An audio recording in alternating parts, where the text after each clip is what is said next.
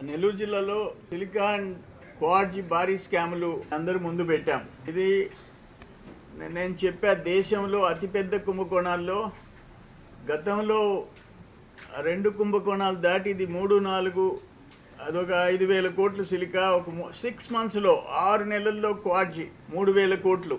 ఇప్పుడు ఈ క్వార్జ్ విషయంలో కూడా ఆ పొదలకూరు మండలం ఇరువూరు గ్రామం కాకానిగోవర్ధనరెడ్డి ఊరి పక్కన ఊరు వరదాపురం, అక్కడ 32 ఎకరాలు రుస్తుం మైన్, 37 ఎకరాలు Bharat mine, almost 70 acres mining lease లేదు, వాళ్ళకి రెన్యువల్ చేయలేదు. 14 హిటాచీలు.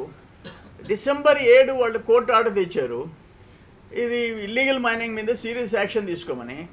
మైనింగ్ అండ్ పోలీస్కి డైరెక్షన్ ఇచ్చింది, వాళ్ళ రెన్యువల్ ప్రాసెస్ చేయమంది, చేయలేదు.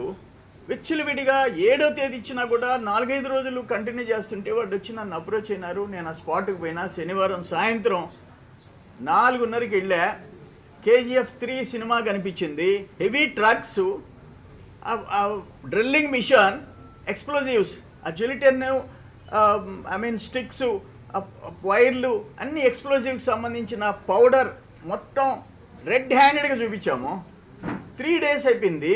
గిరిజనులు వచ్చి వేడుకున్నారు, మా ఇళ్ళన్నీ పైలిపోతున్నాయ్యా, ఆ శబ్దాలకి పిల్లలు వచ్చి భయపడిపోయినారు, మా మీద రాళ్ళు పడుతున్నాయని. ఒక అడవి మాదిరిగా ఉండే అక్కడ ఒక ట్రక్లో, ఆ డ్రిల్లింగ్ ట్రక్లో డైరెక్ట్ స్టిక్స్ అన్నీ కలిపేసి దాంట్లో ఉంటే మేము రెడ్ హ్యాండెడ్గా చూపిస్తే, ఒక చిన్న పాతబడిన గోడౌన్లో చూపిస్తే ప్రాణాంతకమైన నాన్ బెయిలబుల్ సెక్షన్స్ ఒక టెర్రరిస్ట్కో, ఒక నక్సలైట్కో, ఒక గంజాయి బ్యాచ్కో దొరికితే ఏమైపోవాలా?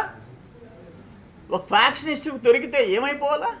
వాళ్ళ బాస్కి నెలకి 1-2 తేదీల్లో తాడేపల్లి ప్యాలెస్ పోతుంది, లోటస్ పాండ్కి పోతుంది. ఒక లీజ్ లేకుండా, ఒక పర్మిట్ లేకుండా, ఒక ట్యాక్స్ కట్టకుండా ఇంత బరితిగింపు ఎప్పుడన్నా చూసామా? అందుకే దేశంలో అతిపెద్ద 3-4 భారీ స్కాములు ఉమ్మడి నెల్లూరు జిల్లాలో జరుగుతున్నాయి. ఆ రోజు నేను పోయి అది చూసిన తర్వాత నిజంగా ఇంత దోపిడీ, ప్రజల ఆస్తి దోచుకొని పోతుంటే దోపిడీ దొంగల్లాగా మనం చూస్తూ ఉండాలా పబ్లిక్ లైఫ్లోనే. అక్కడికక్కడ స్పాట్లో కూర్చున్నా.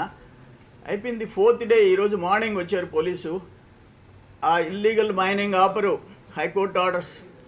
అక్కడ ఎక్స్ప్లోజివ్స్, ఆ పేలుడు పదార్థాలు సీజ్ చేయరు, కేసులు పెట్టరు. నేను ప్రశాంతంగా అక్కడ దీక్షలు చేస్తుంటే నన్ను అర్ధరాత్రి అరెస్ట్ చేస్తారా? ఎత్తి ఏదో ఒక దొంగని ఎత్తేసినట్టు వేస్తారా? కనీసం నోటీస్ ఇరా? ఒక నిమిషం మాట్లాడకుండా ఎత్తి లోపలేస్తారా? ఇంత బహిరంగ దేవుడి భూములు, రెవెన్యూ భూములు, అసైన్డ్ ల్యాండ్స్, ఈ కంప్లీట్ APIC ల్యాండ్స్, కాదేది అనర్హత అన్నట్టు దోపిడీ చేస్తుంటే, మేము ప్రజా జీవితంలో 40 years నుంచి ఉంటే ఇటువంటి పరిస్థితి ఎప్పుడన్నా చూసామా? అంటున్నా. స్వతంత్రంగా బతికే హక్కు లేదు, మన ఆస్తులు మనకి రైట్స్ లేవు. ఆ పరిస్థితి ఈరోజు తెస్తున్నారు. ఇది దురదృష్టకరమైన పరిస్థితులు రాష్ట్రంలో నెలకొన్నాయి. మేము తాడు పేడు తేల్చుకుంటాం, యాక్షన్ ప్లాన్ ప్రిపేర్ చేసుకుంటాం, ముందుకు పోతాం, వదిలిపెట్టే ప్రసక్తి లేదు.